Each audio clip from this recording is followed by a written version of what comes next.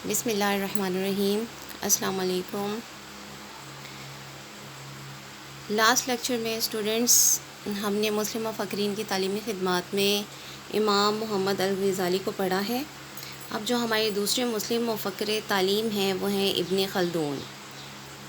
ان کا time period جو ہے وہ 1332 سے 1406 تک ہے۔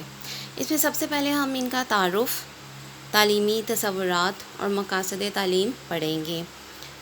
تو نمبر 1 پہ ہے تعارف۔ ابن خلدون کا اصل نام ولی الدین عبد الرحمن تھا۔ انہوں نے اپنی تعلیم کا آغاز جو ہے وہ قرآن مجید حفظ کرنے سے کیا تھا، اور ابتدائی تعلیم جو ہے وہ انہوں نے اپنے والد سے ہی حاصل کی تھی۔ اس کے بعد وہ تیونس چلے گئے اور وہاں پر علم و ادب میں اپنا ایک مقام بنایا۔ ان کو زیادہ تر دلچسپی جو تھی وہ لغت سے، شعر و شاعری سے، فقہ اور حدیث سے تھی۔ پھر روزگار کے سلسلے میں ہی وہ ادھر تیونس میں ٹھہر گئے۔ وہاں پر تیونس کے امیر کے دربار میں کاتب کی حیثیت سے کام بھی انہوں نے شروع کیا۔ پھر وہاں مختلف وزارت کے عہدے پر بھی فائز رہے تھے۔ جامعہ ازہر میں فقہ پڑھاتے رہے تھے۔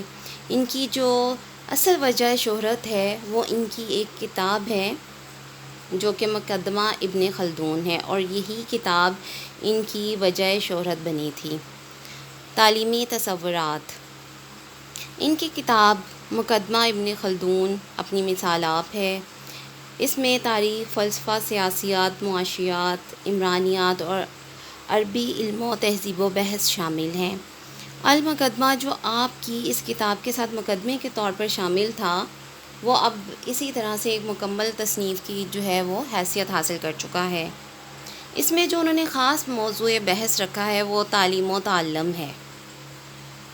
ابن خلدون نے تعلیمی نظریات میں ایک بات کا بھی اضافہ کیا ہے، وہ انسانی فطرت کا سیکھنے کا تقاضا ہے، اس کی ضرورت ہے۔ ان کا کہنا ہے کہ انسان سیکھنے پر مجبور ہے، سیکھنا اس کا فطری اور جبلی تقاضا ہے۔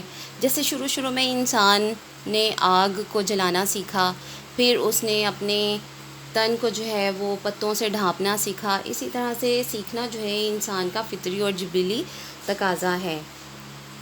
ابن خلدون کے خیال میں جس طرح انسان اپنی بنیادی ضروریات مثلا خوراک، لباس اور رہائش وغیرہ کے حصول کے لیے تگ و دو کرتا ہے، اسی طرح سے حصول تعلیم بھی فطرت انسانی کا ایک تقاضا ہے، اور یہ اس کی فطرت انسانی میں موجود ہے۔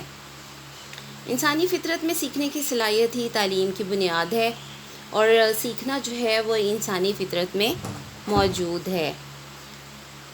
ابن خلدون حصول تعلیم کے لیے غور و فکر کو بہت زیادہ اہمیت دیتے ہیں، لیکن ان کے خیال میں حقیقت کا علم حاصل کرنے کے لیے پیغمبروں کی تعلیمات پر ایمان لانا بھی بہت ضروری ہے۔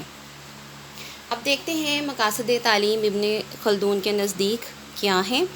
ابن خلدون کے عمرانی تصورات مقاصد تعلیم کے تعین میں جو ہے وہ ہماری رہنمائی کرتے ہیں، جن میں سب سے پہلے نمبر پر ہے تعلیم انسان کی طبعی ضرورت ہے۔ ابن خلدون کا یہ سب سے بڑا نادر و جدید تصور ہے کہ تعلیم جو ہے وہ انسان کی ایک طبعی ضرورت ہے۔ جس طرح سے انسان اپنے نفس کی حفاظت کرتا ہے، خوراک ہے، لباس ہے، ان کو حاصل کرنے کے لیے تگ و دو کرتا ہے، جد و جہد کرتا ہے، اسی طرح سے جو اس کی طبعی ضرورت ہے وہ تعلیم بھی ہے۔ پھر نمبر 2 پر آ جاتا ہے اللہ تعالیٰ کی معرفت کا حصول۔ ابن خلدون کے نزدیک امام غزالی کی طرح علم کا مقصد اللہ تعالیٰ کی پہچان یعنی کہ معرفت الہی یا علم حقیقت کا حصول ہے، اور وہ پانچوں حواس یعنی حواس خمسہ کی حقیقت کو بھی تسلیم کرتے ہیں، لیکن وہ فرماتے ہیں کہ ان حواس خمسہ سے جو علم حاصل ہوتا ہے وہ سطحی علم ہے، اور یہ علم جو ہے وہ معرفت کے حصول کے لیے ناکافی ہے۔ تعلیم کا جو سب سے بنیادی فرض ہے وہ یہ ہے کہ بچوں کو اسلامی عقائد سے جو ہے وہ متعارف کرائے۔ معرفت کے حصول کے لیے ایمان اور عقیدے کی پختگی بنیادی شرط ہے، جس کے لیے ایک اور حص کی ضرورت ہوتی ہے، اور یہ حص جو ہے وہ قدرت نے ہر ایک انسان کو نہیں دی، صرف چند افراد ہی جو ہیں وہ اس سے فیض یاب ہوئے ہیں، جنہیں پیغمبر کہا جاتا ہے۔ اب ہر انسان کا فرض ہے کہ وہ ان احکامات پر ایمان لائے جو پیغمبروں نے ہم تک پہنچائے ہیں، اور یہی احکامات جو ہیں اور ان پر ایمان لانا جو ہے وہ علم معرفت کی پہلی سیڑھی ہے۔ نمبر 3 پر آ جاتا ہے جی تخلیق و اجتہاد کی صلاحیتوں کی نشوونما۔ ابن خلدون جو ہیں وہ رٹے کے سخت خلاف تھے، کیونکہ ان کے زمانے میں جو ہیں وہ علوم رٹوائے جاتے تھے اور اس کو علمی کمال ہی سمجھا جاتا تھا، مگر ابن خلدون جو ہے وہ رٹے کے سخت خلاف تھے اور غور و فکر کو بہت زیادہ اہمیت دیتے تھے۔ وہ تدریس میں بحث و مناظرہ کو بہت زیادہ اہمیت دیتے تھے۔ ان کے خیال میں اس طرح انسانی سوچ پر نئی نئی راہیں کھلتی ہیں اور وہ جمود کا شکار نہیں ہوتا، بلکہ اس کی بجائے کیا ہے، اس کے اندر تخلیقی صلاحیتیں پیدا ہوتی ہیں اور وہ اجتہادی صلاحیتوں کو بھی یہ تمام چیزیں جو ہیں وہ پروان چڑھاتی ہیں، اور یہی تعلیم کا جو ہے وہ مقصد ہے۔ نمبر 4 ہے اعلیٰ انسانی اقدار کی نشوونما۔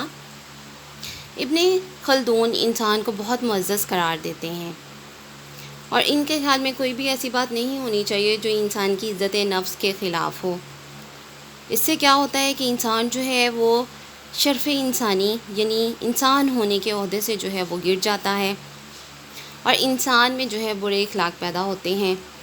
وہ سزا کے لیے بھی اسی لیے خلاف ہیں کہ سزا سے بچوں میں جو ہے وہ خوف پیدا ہوتا ہے، ڈر پیدا ہوتا ہے، وہ پھر برے اخلاق کی طرف چلے جاتے ہیں، جس میں یہ ہے کہ وہ پھر ہیلا سازی کرتے ہیں، بہانہ بازی بناتے ہیں اور جھوٹ وغیرہ کا سہارا لیتے ہیں۔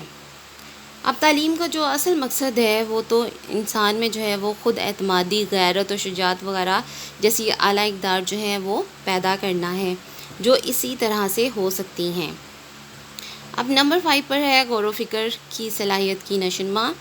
ابن خلدون طلبہ میں غور و فکر کی صلاحیت کی نشوونما کو بہت اہمیت دیتے ہیں اور وہ سمجھتے ہیں کہ علم کی نشوونما بھی اسی صلاحیت کی نشوونما سے ہی ممکن ہے۔